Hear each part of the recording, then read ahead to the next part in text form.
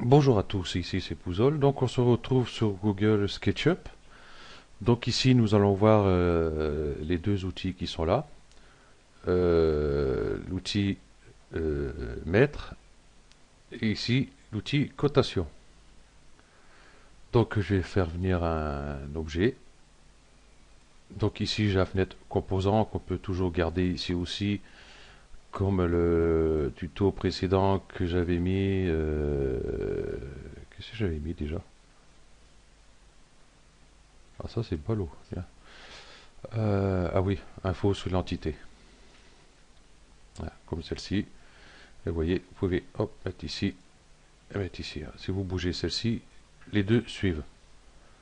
Comme ça, si ça vous gêne, vous n'avez pas besoin de prendre celle-ci et prendre l'autre après pour venir comme ça ici. Donc, info sur l'entité, je n'ai pas besoin pour l'instant. Donc, j'ai les composants. Donc, je vais l'ouvrir. Dans les composants ici que j'ai bien ici Suzanne.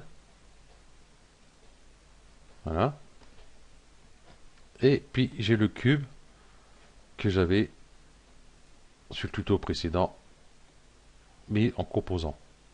Donc je vais prendre ici justement pour les métrer. Donc ici nous avons l'outil mètre pour avoir sa longueur. Voilà, on voit ici sa longueur. Ici je vais à ce point là, ça fait 11 mètres 49. De là à là, ça fait 4,22. De là à là, 5,75. Donc elle ne sert pas juste à ça. Par exemple, je vais cliquer ici et je fais venir par exemple ici. Voilà. J'ai un guide qui est hop, ici, qui peut me servir pour faire un traçage pour, par exemple,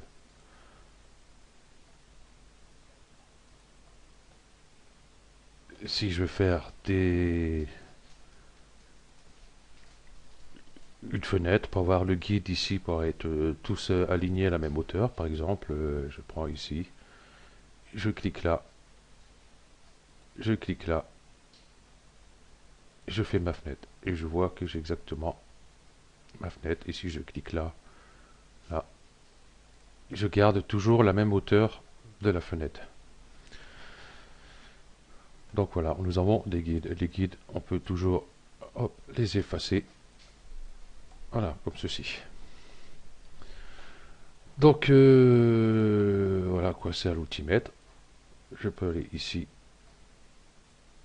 Ici, vous voyez, comme il n'y a rien, ça ne sert à rien. Voilà. C'est tout ce qu'il y a à dire sur l'outimètre. Ici, cotation. Ah, là, par contre, c'est pour ceux qui font des plans de maison, terrasse, pièces mécaniques ou tous ces trucs-là. Je vais cliquer ici. Je vais aller je clique ici. Une fois que j'ai fait, je fais revenir ici et je clique. Donc j'ai ma cote qui est toujours affichée dans ma vue. Je vais faire celle-ci aussi, et celle-ci. Voilà. Donc la façon où vous tournez votre objet, autour de votre objet, hein, vous voyez toujours la cotation qui reste face à nous. Voilà. On va faire celle-ci, celle-ci, celle-ci, celle-ci, celle-ci. Voilà. Ainsi de suite. Qu'est-ce qu'il me fait? D'accord. Voilà. Hop, hop, hop. Voilà. Comme ça, nous avons toutes les cotations affichées dessus.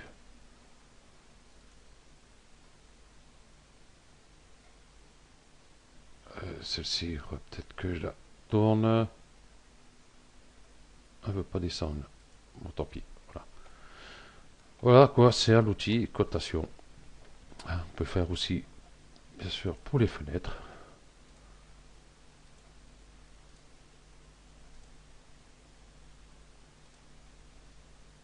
Voilà. Voilà. Ok. On va faire la dernière. Voilà. Donc voilà, nous avons toutes les cotes de notre objet ici.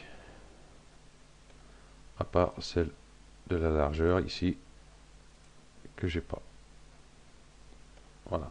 Donc si vous avez un projet de maison, une cabane ou une petite baraque au fond du jardin pour les outils et tout ça, vous pouvez faire là-dessus et puis avoir tous vos cotes. Voilà. Et puis pouvoir la faire. Hein, vous pouvez faire exactement aussi pour les. Si vous faites en bois pour les structures, la largeur de chaque planche, enfin de suite. Voilà. Donc ok, ben, c'est tout ce qu'il y avait à dire dessus. L'outimètre, c'est dit, hein, ici, hop. Donc je sais qu'à 5,32 m. Et ici, voilà. Ici je vais au milieu. Ici, 1,76 m. Ok, donc ben voilà, ce tuto se termine là. Merci à vous d'avoir suivi. Ah non, ce que j'allais dire aussi, quand vous enregistrez un composant ou un truc comme ça, que ben, vous en voulez plus, hein, ou alors vous avez fait mieux, vous le sélectionnez, faites un clic droit dessus et vous ne pouvez pas le supprimer. Ouais.